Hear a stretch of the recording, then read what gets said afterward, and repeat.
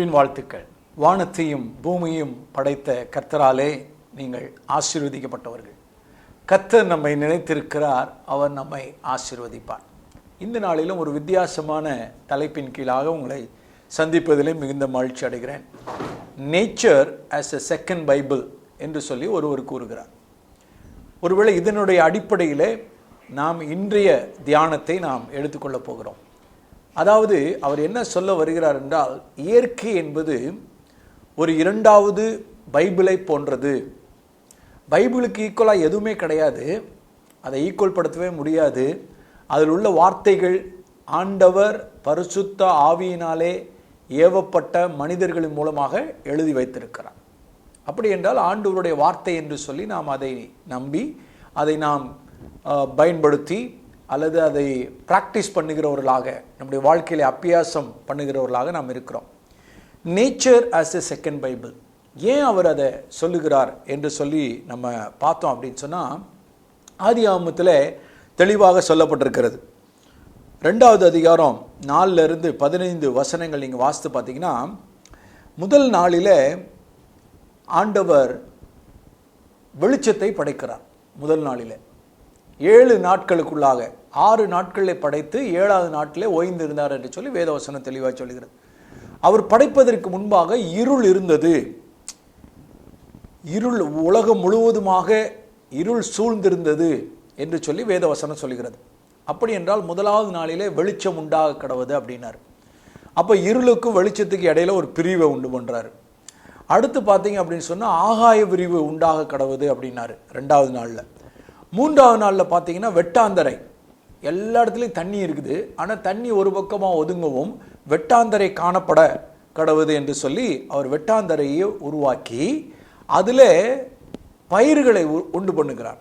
செடிகள், கொடிகள், பூக்கள் எல்லாம் பூத்து குலுங்குகிற மாதிரி விதையுள்ள மரங்கள், செடிகள், தாவரங்களை படைக்கிறார். அது எல்லாம் நம்ம இந்த படத்தில் நீங்கள் பார்க்குறீங்க. அடுத்தது 4வது நாள் பார்த்தீங்கன்னா, பகலில் ஆளுவதற்கு சூரியன், இரவில் ஆளுகை செய்வதற்கு சந்திரன் மற்றும் நட்சத்திரங்கள், இவைகளை எல்லாம் படைக்கிறார். 5வது நாளில் நம்ம வேதத்தில் வாசிக்கிறபடி மச்சங்களை, அதாவது மீன்களை படைக்கிறார்.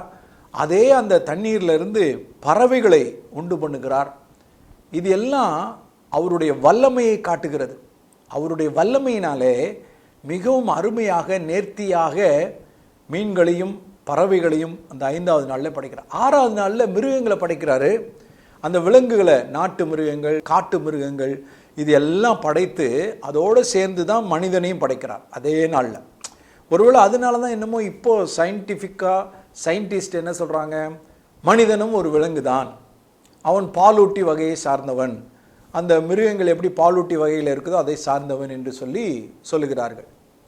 இந்த 6 நாட்கள் ஆண்டவர் நேர்த்தியாக அவருடைய வல்லமையினாலே இந்த உலகத்தில் உள்ள எல்லாத்தையும் படைச்சிட்டு, சின்ன சின்ன காரியம் எல்லாம், அது மைக்ரோ ஆர்கனைசேஷன் சொல்லுவாங்கள்ல, அது பாக்டீரியாவாக இருந்தாலும் வைரஸாக இருந்தாலும் எல்லாவற்றையும் அவர் படைக்கிறார். படைத்துட்டு 7வது நாளிலே ஓய்ந்திருந்தார் என்று சொல்லி வேதவசனம் தெளிவாக சொல்லுகிறது. அருமையானவர்களே, இந்த ஆண்டவருடைய படைப்பை குறித்து நம்ம பார்த்து கொண்டே வரும் பொழுது, கிழக்கில் ஏதேன்னு ஒரு தோட்டத்தை உண்டு பண்ணுறாரு. உண்டு பண்ணி அதில் ஒரு மனிதனை உருவாக்குகிறார். அவனுக்கு ஆதாம் என்று நாம் சொல்லுகிறோம். அந்த ஆதாமை மண்ணினால் உருவாக்கி வைக்கிறாரு.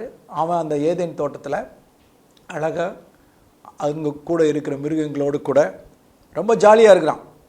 ஆனால் வேதத்தில் 2வது அதிகாரம் ஆதியாகமம் 15வது வசனம் என்ன சொல்ல தெரியுமா? தேவனாய கர்த்தர் மனுஷனை ஏதேன் தோட்டத்தில் அழைத்து கொண்டு வந்து ஆதாமை அதை பண்படுத்தவும் காக்கவும் வைத்தார். நல்லா கவனிங்க, இன்றைக்கி நான் பேச வந்தது nature as a second Bible. எதற்கு அவர் அதை சொன்னார் என்றால், அவ்வளோ தூரம் அதை முக்கியப்படுத்துகிறார். நம்மை சுற்றியுள்ள இயற்கையை நாம் எப்படி பாதுகாக்கிறோம். இங்கே ஆதாமுக்கு கடவுள் கொடுத்த முதலாவது வேலையை பண்படுத்து, நிலத்தை, அதை காத்துக்கொள். இன்றைக்கு நாம் எந்த விதத்தில் இருக்கிறோம்? மரங்களை அழிப்பதானாலும் சரி, நான் மற்றவர்களை குறித்து சொல்லவில்லை, அரசாங்கத்தை குறித்து பேசவில்லை. நம்ம வீட்டில் நம்ம என்ன செய்கிறோம்? நம்ம வீட்டை சுற்றி இருக்கிற காரியங்களை நாம் பாதுகாக்கிறோமா? தண்ணீரை பாதுகாக்கிறோமா, எலக்ட்ரிசிட்டியை பாதுகாக்கிறோமா? ஏங்க எலக்ட்ரிசிட்டிக்கு இதுக்கு என்ன சம்பந்தம்? எலக்ட்ரிசிட்டி எடுப்பதற்காக எவ்வளவோ நிலக்கரிகள் எரிக்கப்படுகிறது, எவ்வளவோ காரியங்கள் வீணடிக்கப்படுகிறது, எவ்வளவோ ஆபத்தான காரியங்கள் வந்து கொண்டிருக்கிறது. ஆனால் நாம் என்ன செய்து கொண்டிருக்கிறோம்? இது இல்லாமல் வாழ முடியாதுங்க அப்படின்னு கூட சொல்லலாம். ஆனால் பண்படுத்தவும் காக்கவும் வைத்தார் தேவன். இன்றைக்கும் உங்களையும் என்னையும் இந்த உலகத்தை, இந்த இயற்கையை பண்படுத்தவும் காக்கும்படியாக ஆண்டவர் விரும்புகிறார். ஆதாமுக்கு ஒரு துணையை உண்டு பண்ணார். அவனுடைய எலும்பிலிருந்தே அவனை தூங்க வச்சு எலும்பிலிருந்து எடுத்து ஒரு மனுஷியை உண்டு பண்ணி ஏவாள்னு கொடுத்தார். எலும்பிலிருந்து எடுக்கப்பட்டதுனால ஏவாள் என்று அவளுக்கு பேரை வச்சாங்க. சரி, இருக்கட்டும். ஆனால் அங்கே நடந்த சம்பவம் என்ன? அங்கே சர்ப்பம் உள்ளே நுழைகிறது. எப்படி நுழைஞ்சது? அவன் சரியாக பாதுகாக்கல அந்த ஆதாம். அப்படி தான் நான் நினைக்கிறேன். இது என்னுடைய கருத்து. அவன் பாதுகாக்கிறதுல தவறி விட்டான். அந்த ஏவாள் மட்டும் வராங்க. இந்த சர்ப்பம் வந்து ரொம்ப தந்திரம் உள்ளது. அந்த ஏவாளை ஏமாற்றி விட்டது. நம்ம எல்லாருக்கும் தெரியும். அந்த கனியை பறித்து சாப்பிட்டாங்க. அவங்க சாப்பிட்டது மாத்திரம் இல்லை, ஆதாம்கிட்ட வந்து கொடுக்குறாங்க. இந்த ஆதாமும் எதுவுமே கேட்கல, ஒன்றுமே கேட்கல. பார்த்தீங்களா? பண்படுத்தவும் காக்கவும் வைத்த அந்த ஆதாமே ஒன்றுமே கேட்கல. தன்னுடைய மனைவிட்ட கேட்கல. எங்கே பறிச்ச, ஏது, என்னது, எதுவுமே கேட்கல. அருமையானவர்களே, காக்க வைத்த இடத்துல காக்க தவறினான். பண்படுத்த வைத்த இடத்துல பண்படுத்துவதிலே தவறிவிட்டான் என்று நினைக்கிறேன். கடைசியில் ஆண்டவர் தினந்தோறும் உலாவி பேசுகிற மாதிரி வராருங்க. வந்து கூப்பிட்றாரு, ஆதாமே ஆதாமே எங்கே இருக்கிற? அவனால் பதில் சொல்ல முடியல. அவன் உடனே கம்ப்ளைண்ட் பண்ணுறான். இப்படி இப்படி நடந்துச்சு, இப்படி நான் சாப்பிட்டேன், நான் நிர்வாணியாக இருக்கிறேன், கண்கள்லாம் திறக்கப்பட்டுருச்சு. அருமையானவர்களே, ஆண்டவர் கொடுத்த ஒரு வேலையை செய்யாமல் நாம் இருக்கும் பொழுது கீழ்ப்படியாமை எங்கே ஆரம்பிக்கிறது? ஆதாம் இடத்துல ஆரம்பிக்கிறது. ஒருவேளை எல்லாரும் நம்ம இது வரைக்கும் ஏவாள் தான் போய் பறித்து சாப்பிட்டாங்கன்னா ஆதாம்கிட்டே அந்த பிரச்சனை ஆரம்பிச்சிருச்சு. அவர் ஒழுங்காக காத்திருந்தார் அல்லது தன்னுடைய மனைவியை கவனித்திருந்தார், 2 பேரும் சேர்ந்து ஒரு இடத்துல இருந்திருந்தாங்க அப்படின்னா இந்த தவறுகள் நடந்திருக்க வாய்ப்பில்லை என்று நான் எண்ணுகிறேன். அங்கே பாருங்களேன், அவங்க ஒளிஞ்சிட்டாங்க. ஆண்டவர் வந்து கடைசியில் என்ன பண்ணுறாரு? துரத்தி விடுறார். ஆண்டவருக்கு பிடிக்கல. தான் உருவாக்கின மனுஷன், தான் உருவாக்கின மனுஷி 2 பேருக்கு ஆனால் ஒரு ட்ரெஸ்ஸு கொடுத்து அனுப்புகிறார். அவருடைய மானத்தை மறைப்பதற்காக நிர்வாணியாக இருக்கிறாங்கன்னு அவங்களுக்கு தெரிஞ்சிட்டதுனால அவங்களுக்கு நல்ல ஒரு தோல் உடையை கொடுத்து, ஒருவேளை அது முதலாவது பலியாக இருக்கலாம் என்று சொல்லி சிலர் கூட பேச நான் கேட்டிருக்கிறேன். அப்போ பாருங்க, தோளுடைய கொடுத்து அவங்கள வெளியே அனுப்பி விட்டுட்டார். இன்றைக்கு நாம் என்ன செய்ய வேண்டும்? ஒரு காரியம் உலகம் முழுவதும் சுற்றி கொண்டிருக்கிறது. ஒரு வார்த்தை என்ன தெரியுமா? Global warming. இந்த குளோபல் வார்மிங்கிறது என்னது? உலகம் வெப்பமயமாகி கொண்டிருக்கிறது. எதனால? உங்களுடைய என்னுடைய செயல்பாடுகளினாலே. அது எத்தனை பேருக்கு தெரியுமோ தெரியாதோ தெரியல. நான் இதை குறித்து நிறைய கல்லூரிகளில் நான் பேசியிருக்கிறேன். அவேர்னஸ் ப்ரோக்ராம் நான் நடத்தியிருக்கிறேன். Global warming is global warning. இந்த உலக வெப்பமயமாதல் என்பது நம்ம உலகத்திற்கு ஒரு எச்சரிப்பாக இருக்கிறது. பிரியமானவர்களே, இது என்னன்னு நான் சொல்கிறேன் பாருங்க. இந்த படத்தில் பார்த்தீங்கன்னா நடுவில் அந்த பச்சையும் ப்ளூவுமாக இருப்பது பூமி. இந்த பூமிக்கு மேலே நமக்கு ஆகாய விரிவு ஆண்டவர் உண்டு பண்ணார்ல, அதில் ஆண்டவர் வந்து அழகாக ஒரு ப்ரொடெக்டிவ் லேயர் வச்சிருக்கிறார். ஆமாம், அது தண்ணீரினாலேயோ அல்லது அது வாயுக்களினாலோ நிறைந்து தண்ணீரும் அதில் கொஞ்சம் கொஞ்சம் இருக்கும். அந்த லேயருக்கு பேர் சயின்டிஸ்ட் என்ன சொல்கிறாங்க தெரியுமா? க்ரீன் ஹவுஸ் கேஸஸ் லேயர் அப்படின்றாங்க. க்ரீன் ஹவுஸ் கேஸஸ்னாலே என்ன அர்த்தம்னா, நம்மளை பாதுகாக்கிற வாயுக்கள் நிறைந்த ஒரு மண்டலம். இந்த மண்டலம் சுற்றி இருக்கிறது. அது பாருங்க, சின்ன கோடாக இருக்கா? அந்த கருப்பு கோடு பாருங்களேன், வட்டமாக இருக்கிற சின்னதாக இருக்குது. இப்போ நீங்கள் அதை பார்த்துட்டே வாங்க. இப்போ இதற்கு வெளியே தான் சூரியன் இருக்கிறது. அந்த சூரிய வெளிச்சம் வரும் பொழுது அந்த எல்லோ கலரில் இருக்கு பாருங்க, அந்த சூரிய கதிர்கள் இந்த வளையத்தின் வழியாக, இந்த ப்ரொடெக்டிவ் லேயர் பாதுகாப்பு வளையத்தின் வழியாக உள்ளே வந்து பூமியை அடைகிறது. இப்போ இது உள்ள வந்து அடைந்த உடனே பூமியில் பட்ட உடனே அது எதிரொலிக்கிறது. நீங்கள் அடுத்த படத்தை பார்த்தீங்கன்னா தெரியும், எதிரொலிக்கிறது. எதிரொலிச்சு இது எங்கே போகும்னா திரும்ப அந்த லேயருக்கே போகிறது.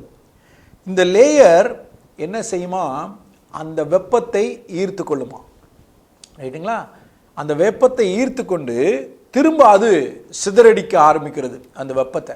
நீங்கள் நல்லா பார்த்தீங்கன்னா இப்போ பாருங்கள், சின்ன ஒரு வட்டமாக இருக்கிறதா மஞ்சள் கலரில். அப்போ இந்த லேயர், இந்த ப்ரொடெக்டிவ் லேயர், இந்த பாதுகாப்பு வளையம் கொஞ்சம் வெப்பத்தை எடுத்துட்டு மற்றதை அப்படியே எதிரொலித்து விடுகிறது, நாலா பக்கமும் சிதறடிக்கிறது. அந்த வளையத்துக்கு மேலேயும் போகும், கீழேயும் போகும். அப்போ கீழே வர்றது மறுபடியுமாக நம்முடைய பூமிக்கே வருகிறது. நல்ல கவனிங்க, ஏற்கனவே சூரிய ஒளியிலிருந்து வந்தது, அந்த வெப்ப கதிர்கள் திரும்ப ரிவர்ஸில் போயிட்டு திரும்பியும் வருகிறது. அப்படியெல்லாம் 2 முறை.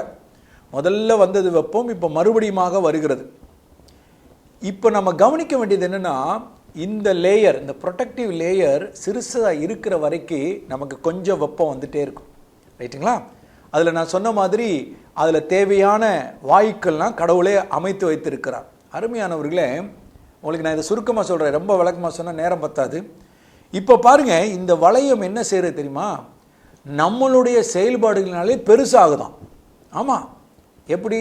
நிறைய கார் வச்சுருக்கிறோம், நிறைய ஃபேக்ட்ரிஸ் வச்சுருக்கிறோம், நிறைய நிலக்கரி போட்டு எரிக்கிறோம், நிறைய இண்டஸ்ட்ரி, வீட்டில் நிறைய சமையல் வேலை நடக்குது. சரி, இதெல்லாம் நடக்காமல் இருக்குமா? இருக்காது. ஆனால் இதை குறைத்து கொள்வதற்கு நமக்கு வாய்ப்பு இருக்கிறது. ஆமாம், இப்போ இந்த செயல்பாடுகளினால என்ன செய்தான், வருகிற புகை அல்லது வாயுக்கள், நம்ம யூஸ் பண்ணுற ஏசி, மற்ற ஃப்ரிட்ஜு, இதிலிருந்து வருகிற கழிவு வாயுக்கள் எல்லாமே இந்த லேயரை பெருசுப்படுத்துகிறதா சொல்கிறாங்க. இது சயின்டிஸ்டோட ஆராய்ச்சி. இப்போ பாருங்களேன், அந்த கருப்பு வளையம் எவ்வளோ பெருசாகிடுச்சு பாருங்கள். ஆண்டவர் படைச்சது சின்னதாக ஒரு பாதுகாப்பு வளையம், ஆனால் அந்த வளையத்தினுடைய வாயுக்களை நம்ம அதிகரித்து விட்டோம், செயற்கையாக அதிகரித்து விடப்பட்டது. இப்போ அந்த சூரிய கதிர்கள் வருகிறது, அந்த மஞ்சள் கலரில் வருது பாருங்க, ஆரோ வந்து இந்த வளையத்தில் வழியாக பூமிக்கு வருகிறது. இப்போ இங்கே சிதறடிக்கப்படுது பாருங்க. திரும்ப இந்த சிதறடிக்கப்படும் பொழுது நிறைய வெப்பத்தை நமக்கு கொடுக்குது மறுபடியுமாக. அப்போ 2 முறை சிதறடிக்கப்பட்டு நிறைய வெப்பத்தை நமக்கு கொடுக்கறதுனால இப்போ அந்த வளையத்துக்குள்ளே பார்த்தீங்களா ரெட்டாக இருக்கு. அப்போ ஹீட்டு அதிகமாகிறது. நம்ம சொல்கிறோம்ல, முந்தி எங்கள் தாத்தா காலத்தில் 50 வருஷத்துக்கு முன்னால் 60 வருஷம் இவ்வளோ வெப்பம் கிடையாதுங்க. நம்மளுடைய செயல்பாடுகளினாலே அது வெப்பம் அதிகரிக்க அதிகரிக்க என்ன சொல்கிறாங்கன்னா, போலார் ரீஜியனில் உள்ள துருவ பிரதேசத்தில் உள்ள பனிக்கட்டிகள்லாம் உருகுதான். பாருங்க, இப்போ பாருங்க, தண்ணீர் அதிகமாக அதிகமாக ஒரு நாளிலே இந்த பூமியே தண்ணீருக்குள்ளே போனாலும் போயிடும் அப்படின்ற மாதிரி பல வருஷங்கள் ஆகலாம் அதுக்கு. ஆனால் நம்மளுடைய செயல்பாடுகள் எப்படியாக இருக்கிறது, நம்ம எப்படி பாதுகாக்கிறோம். அப்போ இதுக்கு மரங்களை வளர்க்கணும் அப்படின்னு சொல்லி அரசாங்கம் சொல்லுகிறது, அநேக சமூக ஆர்வலர்கள் சொல்லுகிறார்கள் மரங்களை நிறைய வளர்க்கணும். அதே நேரத்தில் நம்ம கரண்ட் யூஸ் பண்ணுறது, தண்ணி யூஸ் பண்ணுறதை கொஞ்சம் குறைத்தோம் என்றால் நம்ம இதனுடைய நாட்களை அதிகப்படுத்த முடியும். அவ்வளோதான். இப்போது ஆதியாகமத்தில் அந்த வசனத்தை நீங்கள் மறுபடியும் வாசித்தீங்கன்னு வச்சுக்கோங்க. 2:15 தேவனாய கர்த்தர் மனுஷனை ஏதேன் தோட்டத்தில் அழைத்து கொண்டு வந்து அதை பண்படுத்தவும் காக்க வைத்தார். இன்னைக்கு இந்த உலகத்தில் உங்களை என்னையும் வச்சு ஆண்டவர் சொல்கிறாரு, இந்த வேளையில் நீங்கள் பண்படுத்துகிறீங்களா, நீங்கள் காக்குறீங்களா? ஒருவேளை உங்கள் வீட்டை சுற்றி நிறைய மரங்கள் வச்சுருந்தீங்கன்னா ரொம்ப ஆசீர்வதிக்கப்பட்டவங்க, நீங்கள் மற்றவர்களுக்கு ஆசீர்வாதமாக வாழ்கிறீங்க. ஒரு மரம் இருந்தாலே அது நிறைய பேருக்கு ஆக்சிஜனை கொடுக்கிறது. அதுவும் இந்த வேப்ப மரம் மாதிரி மரங்கள், அரச மரம், இதெல்லாம் அந்த காலத்தில் வைத்தாங்கல்ல, இதெல்லாம் வந்து 24 hours ஆக்சிஜனை கொடுக்குமா, 24 மணி நேரம். அதனால தான் சில நேரம் அதை கடவுள் மரமாக்கிட்டாங்க. அதுவும் நடந்து கொண்டிருக்கு. வீட்டில் நிறைய பேர் இந்த அரைக்கா பாம்லாம் வைப்பாங்க இல்லையா, இது அலோவிராலாம் வைப்பாங்க. இது எல்லாமே 24 hours ஆக்சிஜனை கொடுப்பது. அருமையானவர்களை, நாம் காப்பதற்காக அழைக்கப்பட்டிருக்கிறோம் என்றால் அது மிகையாகாது. ஆகையினால நான் என்ன சொல்கிறேன், சேவ் எர்த். இந்த பூமியை காக்கும்படியாக தேவன் உங்களை வைத்திருக்கிறார். நம்முடைய சந்ததிகளுக்கு வேணுமே, தண்ணி வேணும், பூமி வேணும், காற்று வேணும், காற்றுல சுத்தமான ஆக்சிஜன் வேணும். நம்முடைய பிள்ளைகள் எதை சுவாசிக்க போகிறார்கள் நம்ம கொஞ்சம் யோசித்து பார்க்கணும். வேதம் நமக்கு இதை கற்றுக் கொடுக்கிறது. அதனால தான் அவர் சொன்னார், nature as a second Bible. இயற்கையானது 2வது பைபிளை போன்றது, வேதாகமத்தை போன்றது. இப்போமாவது நம்ம கொஞ்சம் முக்கியத்துவம் கொடுக்க ஆரம்பிப்போம்னு நினைக்கிறேன். அதுக்காக தான் சொல்லியிருக்கிறார். ஏன்னா இயேசு கிறிஸ்து சில நேரம் பார்த்தீங்கன்னா சிறு பிள்ளைகளுக்கு ஈக்குவலாக தன்னை பேசுவார். ஆமாம், அது ஏன் சொல்கிறாரு? சிறு பிள்ளைகள் முக்கியத்துவம் வாய்ந்தவர்கள். அதே மாதிரி தான் இவர் சொல்லியிருக்காரு, nature as a second Bible. இப்போ இங்கே பாருங்களேன், இந்த படத்தில் எவ்வளோ வேதனையான காரியம் இல்லை? நல்ல காட்டுப்பகுதி, ஆனால் முழுவதும் பாலித்தீன் பேக்ஸ். எவ்வளவோ கவர்மெண்ட் தடை பண்ணுது, ஆனாலும் இன்னும் உருவாக்கிட்டு இருக்கிறாங்க. நம்மளும் கடைக்கு போகும்போது எடுக்காமல் தான் போகிறோம். பேக் எடுக்காமல் போயிட்டு அங்கே போய் ஒரு பை கொடு, பை இல்லைன்னா அவனை சத்தம் போடுறோம், கடைக்காரரை சத்தம் போடுறோம் நம்ம இல்லை. இங்கே பாருங்கள், எவ்வளவு அவலட்சணமான காரியங்கள் பூமி முழுவதுமாக. இந்த படம்லாம் பார்த்தா பயங்கரமாக இருக்குது. இதில் வேறு பார்த்தீங்கன்னா நம்முடைய மிருகங்களை வெளியே விட்டுறாங்க. ஆடு மாடு கோழி எல்லாம் அதை சாப்பிட்டு அதை சாப்பிட்டு செத்து போயிடுது. இங்கெல்லாம் பாருங்களேன், இந்த மாடு சாப்பிட்டுட்டு இருக்கு. இதில் இந்த பையனை பாருங்கள், சின்ன பையன், சைல்டு லேபர் இல்லை வேண்டான்னு சொல்லுவோம், ஆனால் இவன் சின்ன பையன் எவ்வளவு பாலித்தீன் பேக்ஸை மொத்தமாக வச்சு அதில் அழுத்திட்டு வரான். ஆனால் இந்த மாதிரி ஆட்கள்லாம் இருக்கிறதுனால தான் நம்ம நல்லா வாழ்ந்து கொண்டிருக்கிறோம். இவங்க பூமியை சுத்தப்படுத்தி கொண்டிருக்கிறார்கள். ஏதோ எடுத்துகிட்டு போய் அவங்க பழைய இதில் போட்டு காசு வாங்கி சாப்பிட்றாங்க, ஏதோ வேலை செய்கிறாங்க. அது நிமித்தமாக தான் நம்முடைய பூமி சுத்தப்படுத்தப்பட்டு கொண்டிருக்கு. ஆனால் நீங்களும் நானும் எந்த விதத்தில் இருக்கிறோம்? நாம் உத்தரவாதம் உள்ளவர்களாக இருக்க வேண்டும். நமக்கு ரெஸ்பான்சிபிலிட்டி ஆண்டவர் கொடுத்துருக்கிறார். அது வேதத்தை நீங்கள் படிக்கிறீங்கன்னா உங்களுக்கு இருக்கிறது. யாரையோ மற்றவங்களை யோசிக்காதீங்க. குப்பை எடுக்க வர்றவங்க அவங்க எடுத்துகிட்டு போயிடுவாங்க, நம்ம எங்கேனாலும் போடுவோம், எப்படினாலும் வேஸ்ட் பண்ணுவோம். இல்லைங்க, ஏன் காசு தானே. இங்கே பாருங்கள், மரத்தில் போய் இருக்குது. இங்கே வேதனையான காரியம் பாருங்கள், ஒரு பெரிய கவர் போய் ஒரு பிளேனே நிப்பாட்டிருச்சு.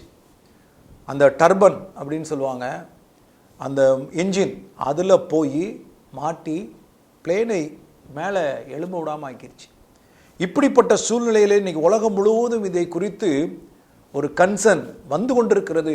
ஆனால் இதை கேட்கிற நீங்களும் நானும் எந்த விதத்தில் இருக்கிறோம்? முதல்ல நம்ம செய்ய வேண்டியது, கடைக்கு போகும்போது பேக் எடுத்துகிட்டு போகிறோமான்னு மட்டும் பாருங்கள்.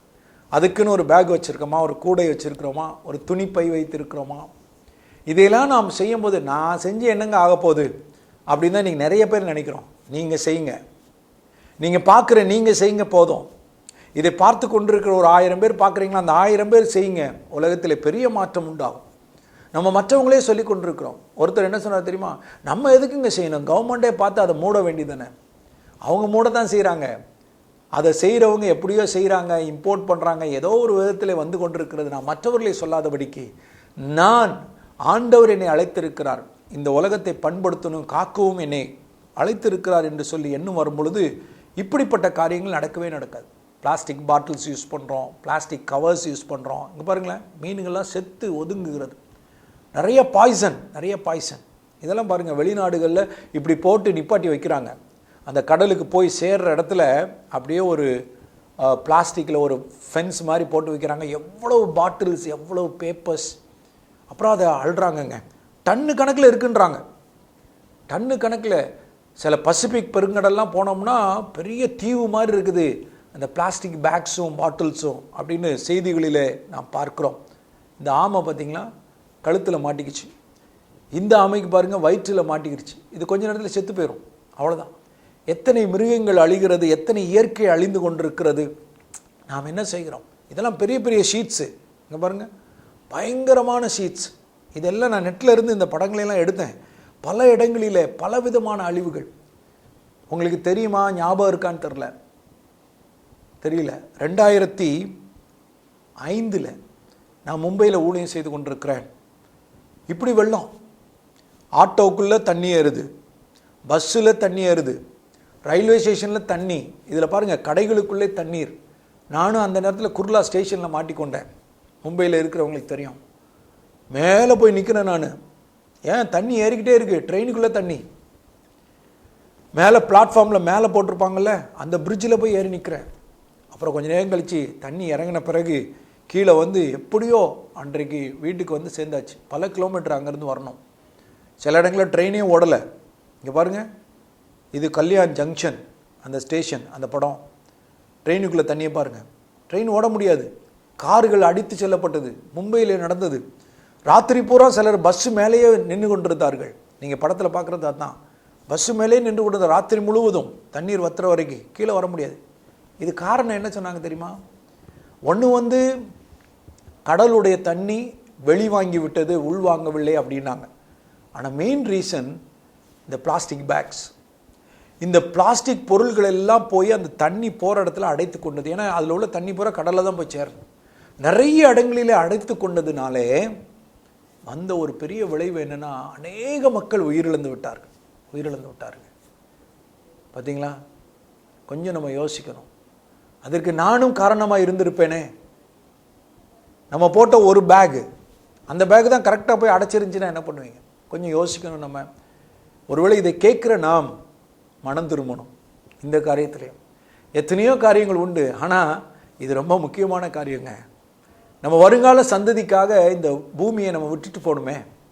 நம்முடைய பிள்ளைகள், நம்முடைய பேர பிள்ளைகள் எங்கே வாழ போகிறாங்க, எதில் இருக்க போகிறாங்க? கொஞ்சமாவது நம்ம யோசிக்கிறோமா? அப்படின்னா நம்ம என்ன செய்யணும் தெரியுமா? Save energy. இந்த உலகத்தை சேவ் எர்த்துன்னு நான் பேசி கொண்டிருக்கேன்ல. இப்போ இந்த உலகத்தை, பூமியை பாதுகாக்கணும்னா நீங்கள் எனர்ஜியை சேவ் பண்ணுங்கள். எனர்ஜினா என்னது? கரண்ட்டு நமக்கு கிடைக்கிறது. கரண்ட் எங்கேருந்து கிடைக்கி? மேக்னெட் சுற்றும் பொழுது அதிலிருந்து கரண்ட் வெளிவருகிறது. ஆனால் அதை சுத்த வைக்கிறதுக்கு தான் தண்ணீரை பயன்படுத்துகிறாங்க, காற்றை பயன்படுத்துகிறாங்க. இப்போ அது மாத்திரம் இல்லாமல் நிலக்கரி தான் மெயின் சோர்ஸ். நிலக்கரி வச்சு பாய்லர் மூலமாக அந்த நீராவியை எடுத்து அந்த வீலை சுத்த வைக்கிறாங்க. அப்போ நமக்கு கரண்ட் கிடைக்கிறது. இப்போ இந்த நிலக்கரி எரிக்கப்பட அந்த மேலே உள்ள லேயர் இருக்குது பாருங்கள், அது பெருசாகிட்டே இருக்கும். அதுக்காக தான் மற்ற எனர்ஜியை கொண்டு வந்திருக்கிறாங்க. விண்டில் சுத்த வச்சு, விண்மில்லை வச்சு அதிலிருந்து கரண்ட் எடுக்கிறாங்க. அல்லது சூரிய வெளிச்சத்தில் இப்போ எடுக்க ஆரம்பிச்சிட்டாங்க. இதெல்லாம் நடந்து கொண்டிருக்கு. அதனால எடுக்கிறாங்க. நான் நல்லா பயன்படுத்துகிறேன் இல்லை, நாம் தேவையில்லாத நேரங்களில் பயன்படுத்தாமல் இருக்க முடியாது. சில வீடுகளெல்லாம் பார்த்தீங்கன்னா 3 ஃபேன் 4 ஃபேன் இருக்கும். அது வாட்டுக்கு ஆள் இல்லாட்டினாலும் ஓடிக்கிட்டே இருக்கும். ஆமாம், ஃப்ரீ கரண்ட்டு தானே. சில நேரம் 100 யூனிட் ஃப்ரீ கரண்ட் வருதுல்ல. ஆமாம், எல்லாம் நாம் சாதாரணமாக நினைத்து கொண்டிருக்கிறோம். ஆனால் நம்ம செய்கிற ஒவ்வொரு காரியத்திலும் இந்த பூமி பாதிக்கப்படுகிறது. ஆண்டவர் நம்மகிட்ட விரும்புகிறது பண்படுத்தவும் காக்கவும் நம்மை வைத்திருக்கிறார். அருமையானவர்களே, கொஞ்சம் யோசித்து பார்ப்போமா? நான் எந்த விதத்திலலாம் நான் இந்த உலகத்தை அழித்து கொண்டிருக்கிறேன். தண்ணி நிறைய வேஸ்ட் பண்ணுவோம். சில நேரம் மோட்ரு போட்டால் தான் தண்ணி ஏறும். அப்போ அங்கே கரண்ட்டு செலவாகிறது. தண்ணி ஒரு வேளை உங்களுக்கு ஃப்ரீயாக கிடைக்கலாம் போரில். ஆனால் அதுவும் இன்னும் கொஞ்ச நாளில் காசாக போகுது. ஒவ்வொரு போருக்கும் ஒரு வரி வருகிற விதமாக பேசி கொண்டிருக்கிறார்கள். ஆமாம், ஒருவேளை நமக்காக தான் அப்படி அந்த ரூல்ஸ் எல்லாம் வருதோ என்னமோ தெரியல. அப்போ தான் நம்ம சொற்பமாக பயன்படுத்துவோம் தண்ணீரை. நம்ம வீட்டில் உள்ள போருக்குங்க, நான் மற்றதை வெளியே உள்ள சொல்ல, அவங்கவுங்க வீட்டில் ஒரு போர் வச்சுருந்தா இவ்வளவு, 2 போர் வச்சுருந்தா இவ்வளவு, எவ்வளோ தண்ணி பயன்படுத்துகிறோமோ அதுக்குரிய பைசா கவர்மெண்ட் பேசி கொண்டிருக்கிறது. ஏன்னா பூமிக்கு அடியில் உள்ளது பூரா அரசாங்கத்துக்கு சொந்தம் என்று சொல்லி. அருமையானவர்களே, நாம் எங்கே இருக்கிறோம், எங்கே போய் கொண்டிருக்கிறோம்? இந்த உலகத்தை பாதுகாக்க வேண்டியது கடவுள் நமக்கு கொடுத்த ஒரு கட்டளை. ஆதாமுக்கு கொடுத்தார், அதன் மூலமாய் நம்மையும் இன்றைக்கு அழைக்கிறார், பண்படுத்தவும் காக்கவும் வைத்திருக்கிறார். அப்போ நம்ம செய்ய வேண்டியது என்ன தெரியுமா? Plan to plant some plants. நல்லா இருக்கா? Plan to plant some plants. திட்டமிடுங்க. சில தாவரங்களை, சில செடிகளையாவது உங்கள் வீட்டை சுற்றியும், ஐயோ இடமே இல்லை அப்படின்னு நம்ம சொல்லலாம். நீங்களாம் சிட்டிலாம் போய் பார்த்தீங்க, பாம்பே இதுலலாம் பார்த்தீங்கன்னா ஃப்ளாட்ஸ்லேயே வெளியே வச்சுருப்பாங்க. நிறையா வெத்தலை கொடி முதற்கொண்டு வச்சுருக்கவங்க இருக்கிறாங்க. நிறைய செடிகள் வச்சுருப்பாங்க. ரொம்ப நல்லது. அது உங்கள் குடும்பத்துக்கு நல்லது. முதல்ல உங்கள் வீட்டை சுற்றி செடி இருக்குது, மரம் இருக்குது அப்படின்னா அதை பாதுகாத்து கொள்ளுங்கள். அதை வெட்டுறதுக்கு அனுமதிக்காதீங்க. தேவை இருந்தால் வெட்டி தான் ஆகணும். அதெல்லாம் வைக்கிறதுக்கு முன்னாலேயே அதை பிளான் பண்ணி வச்சுட்டோம்னா, அதான் பிளான் டு பிளான் சம் பிளான்ஸ்னு போட்டிருக்கேன். ஏன்னா மேலே வயர் போகுது அப்படின்னா வெட்ட தான் செய்வாங்க கண்டிப்பாக. அது டேஞ்சர், நமக்கே டேஞ்சர். அப்போ வைக்கும் போதே நம்ம அதுக்கு ஏற்ற இடத்துல பிளான் பண்ணி வைக்கணும். அடுத்தது, பிள்ளைகளை உற்சாகப்படுத்தணும். நம்முடைய வருங்கால சந்ததியை செடி நடுறதுக்கு, செடி வைக்கிறதுக்கு, சின்ன தொட்டியில் வச்சு வளர்க்க வைக்கிறதுக்கு. நீங்கள் இது வந்து நம்ம ஃபாரினர்ஸ்கிட்டேருந்து நிறைய படிக்கலாம். பிரிட்டிஷ் பீப்புள், அமெரிக்கன்ஸ் எல்லாம் பார்த்தீங்கன்னா பிள்ளைகளுக்கு அதை சொல்லிக் கொடுப்பாங்க. அந்த படத்தில் பாருங்களேன், அவங்களே குழி தோண்ட வச்சு ஒரு செடியை வளர்க்க வைப்பாங்க. அது வளர அதுக்கு சந்தோஷம். இதே மாதிரி encourage the children to plant trees. அது மாத்திரம் இல்லை, நிறைய சோசியல் ஆர்கனைசேஷன் பண்ணுறாங்க. அவங்க பண்ணிட்டு போகிறாங்கன்னு இருக்கக்கூடாது. நம்மளே மற்றவங்களுக்கு மோட்டிவேட் பண்ணணும் அடுத்தவங்க செய்கிறது. எனக்கு தெரிஞ்ச ஒரு வாத்தியார் இருக்கிறாரு, அவர் அப்படிதான் கோவில்பட்டியில் இருக்கிறார். அவர் நல்ல ஒரு அன்பான சகோதரர். அவர் யாருக்குனாலும் கிஃப்ட் வாங்கி கொடுத்தா, அது கல்யாணத்துக்குனாலும் சரி, வீட்டு பால் காட்சிக்குனாலும் சரி, ஒரு செடியை வாங்கி கொண்டு கொடுப்பார், ஒரு மரத்தை வாங்கி கொண்டு கொடுப்பார். ரொம்ப நல்லது. உற்சாகப்படுத்துகிறார் மற்றவர்களை வைங்க அப்படின்னு சொல்லிட்டு. இதை நம்ம கண்டிப்பாக செய்யணும். பிளான்ஸ் அடுத்து ரீசைக்கிள் பண்ணுறதா வாங்கி நீங்கள் பயன்படுத்தினீங்கன்னா ரொம்ப நல்லது. நீங்கள் வாங்குகிற அது பிளாஸ்டிக் பாட்டில்ஸாக இருந்தாலும் சரி, பேக்ஸாக இருந்தாலும் சரி, இது ரீசைக்கிளபிளா அப்படின்னு சொல்லி நீங்கள் அதில் பார்த்தீங்கனாலே இந்த சிம்பிள் போட்டிருப்பாங்க. இந்த சிம்பிள் போட்டதை நீங்கள் வாங்கி பயன்படுத்தினீங்கன்னா அது நல்லது. இந்த பூமியை நம்ம என்ன செய்யலாம், பாதுகாக்கலாம். சில இடத்துல இப்படி போட்டிருப்பாங்க, ப்ளீஸ் ரீசைக்கிள் அப்படின்னு சொல்லி அந்த மாதிரி கூட மற்றவங்களை என்கரேஜ் பண்ணுறாங்க. இந்த மாதிரி பேக்ஸ் வேண்டாம். இந்த பச்சை கலரில், சிவப்பு கலரில், ப்ளூ கலர்லலாம் வச்சுருக்குறாங்களே, அதை நம்ம அவாய்ட் பண்ணோன்னா நிச்சயமாக அந்த கடையில் வாங்கி வைக்க மாட்டாங்க. அவங்க அது வாங்கி வைக்க மாட்டாங்க. இது எல்லாமே என்னுடைய கையில் தான் இருக்குது. ஆமாம், அந்த படத்தில் போட்டிருக்கேன் பார்த்தீங்களா, அந்த எர்த்து ஒருத்தருடைய கரத்தில் இப்படி வச்சிருக்க மாதிரி படம் போட்டிருக்கிறேன். காரணம் என்ன தெரியுமா? உங்கள் கையில் என் கையில் ஆண்டவர் விட்டுட்டார். ஆமாம், நீங்களும் நானும் என்ன செய்ய போகிறோம்? நம்முடைய பிள்ளைகளுக்காகவாவது நம்ம செய்ய வேண்டாமா? நம்முடைய பேர பிள்ளைகளுக்காகவாவது செய்ய வேண்டாமா? இந்த உலகத்தை பாதுகாக்கணும். ஆண்டவர் விரும்புகிறார். அதனால தான் அந்த சொன்னவர் nature as a second Bible. ஏன்னா வேதத்துக்கு ஈக்குவலாக கொண்டு வரும்போது நம்ம அதை அக்கறை காட்டுவோம். ஆண்டவர் தான் அதை படைச்சார், தம்முடைய வல்லமையினால் உருவாக்கினார். ஆனால் உருவாக்கினவர் என்ன சொன்னார்? நீ தான் பாதுகாக்கணும். ஆதாம்கிட்ட பண்படுத்தவும் காக்கவும் வைத்தார். லூக்கால 8வது அதிகாரம் 22 25 வரைக்கும் நீங்கள் உங்களுக்கு நேரம் கிடைக்கும் போது வாசித்து பாருங்கள். அதில் ஒரு பகுதி இருக்கிறது. அதில் ஒரு வசனத்தை நான் எடுத்திருக்கிறேன். லூக்கா 8:25. அவர் அவர்களை நோக்கி, உங்கள் விசுவாசம் எங்கே என்றார். காற்று அடிக்குது, புயல் அடிக்குது கடல்ல. அவர்கள் பயந்து ஆச்சரியப்பட்டு, இவர் யாரோ காற்றுக்கும் ஜலத்துக்கும் கட்டளையிடுகிறார், அவைகளும் இவருக்கு கீழ்ப்படுகிறதே என்று ஒருவரோடொருவர் சொல்லிக் கொண்டார்கள். அருமையானவர்களே, நான் கடைசியாக முடிக்க போகிறேன். காற்றுக்கும் ஜலத்துக்கும் கட்டளையிடுகிறார். இறையாதே அமைதலான்றாரு, அமைதலாயிடுச்சு. கடல் பொங்கி கொந்தளிக்குது, நின்றுச்சு. ஏன்னா அவர் தான் படைச்சவர். அவரால் முடியாத காரியம் ஒன்றும் கிடையாது. இன்றைக்கும் அவர் நினைச்சார்னா ஒரு நிமிஷத்தில் எல்லா காரியங்களும் அவர் சரிப்படுத்த முடியும். ஆனால் உங்களை என்னையும் படைத்து இங்கே உட்கார வச்சிருக்காரு பார்த்தீங்களா, நம்மை கொண்டு தான் அவர் செய்ய விரும்புகிறார். ஆனால் இன்னைக்கு மனுஷன் எப்படி ஆயிட்டான்? நிறைய பேர் கிரியேட்டரை விட்டு போட்டு கிரியேஷனை வணங்க ஆரம்பிச்சிட்டாங்க. Worship the creator, not the creations. இன்னைக்கு நிறைய படைப்புகளை வணங்க ஆரம்பித்து விட்டார்கள். ஆமாம், ஆனால் நீங்களும் நானும் அப்படி இல்லையே. படைத்தவரை அல்லவா துதித்து கொண்டிருக்கிறோம், ஸ்தோத்தரித்து கொண்டிருக்கிறோம். அப்படி படைத்தவரை வணங்கி கொண்டிருக்கிற அவர் மேலே விசுவாசம் வைத்திருக்கிறது உண்மை என்றால், you have to take care of the creations. படைப்புகளை குறித்து உங்களுக்கு அக்கறை வேண்டும். ஏனோ தானோ என்று போவதல்ல. தண்ணீரை குறித்து அக்கறை வேண்டும், காற்றை குறித்து அக்கறை வேண்டும். நமக்குள்ளே வருகிற லைட், சன்லைட். ஆமாம், தேவை நமக்கு. சன்லைட் இல்லைன்னா நம்ம வாழ முடியாது. இன்னைக்கு நிறைய வியாதிகளுக்கு காரணம் ஏசி ரூமுக்குள்ளேயே இருக்கிறதா, வீட்டுக்குள்ளேயே இருக்கிறது. கொஞ்ச நேரமாவது வெயில் நம்ம மேலே படணுமே. இதையெல்லாம் பாதுகாக்க வேண்டியது நம்முடைய கடமையாக இருக்கிறது. நிறைய பேர் மழை நீரை சேகரித்து வைக்கிறாங்க, ரொம்ப நல்லது. அன்றைக்கெலாம் ஒரு இடத்துக்கு போயிருந்தேன் பெங்களூரில். நம்முடைய ஊழிய ஸ்தாபனம் தான் ஒன்று. அவங்க மேலே வர்ற தண்ணி, அந்த மாடியில் ஒரு அவ்வளோ தண்ணியும் கொண்டாந்து ஒரு பெரிய டேங்க்கு, அதுவே கிட்டத்தட்ட 10,000 லிட்டர் 20,000 லிட்டர் பிடிக்கும் போல். அதிலிருந்து எடுத்து அழகாக செடிகளுக்கு பாய்த்திருக்கிறார் மற்ற நேரங்களில். ரொம்ப ஆச்சரியமாக இருந்தது. ரொம்ப ஐடியா பண்ணி செஞ்சுருக்கிறாங்கன்றதை விட அவர்கள் தேவனுடைய வார்த்தைக்கு கீழ்ப்படுகிறார்கள் என்று தான் சொல்ல வேண்டும். வெளிப்படுத்தல் 21:1-8 வரைக்கும் நீங்கள் ஃப்ரீயாக இருக்கும்போது அதை வாசித்து பாருங்கள். நான் புதிய வானத்தையும் புதிய பூமியும் கண்டேன். முந்தின வானமும் முந்தின பூமியும் ஒளிந்து போயின, சமுத்திரமும் இல்லாமல் போயிற்று.